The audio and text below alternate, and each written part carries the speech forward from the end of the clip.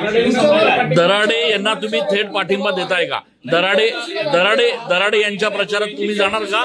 तुम्ही स्वतः दराडे यांचा चौकशीला घाबरले आहात, तुमच्यावर दबाव आहे नाही, म्हणून मी तुम्हाला कुठल्याही चौकशीला घाबरलेलो नाही. तुम्हाला पण माझा स्वभाव माहित आहे. मी विधानसभेची पण निवडणूक राष्ट्रवादी पार्टीकडून आपण लढवली होती, ती अंगावर घेतली होती. त्यावेळेस सत्ताधारी पार्टी आपल्या समोर होती, तरी त्यावेळेस तुम्ही सगळे साक्षीदार आहात. माझ्यावर कशा प्रकारचे अतिरेक झाले, अटॅक झाले, तरी मी त्यावेळेस नमलो नाही. आता पण घाबरायचं काही कारण नाही.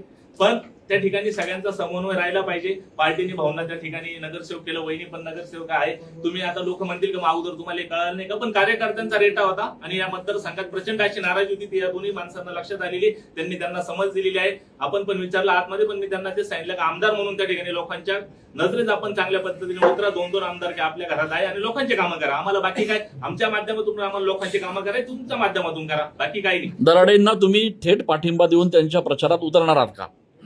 गणेश भाऊ आणि बाकी आमच्या वहिनी त्या ठिकाणी आहेत आणि बाकीचे प्रश्न तुम्ही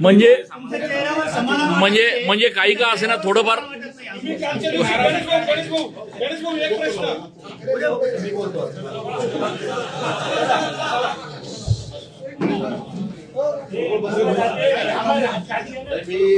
सगळ्यांच्या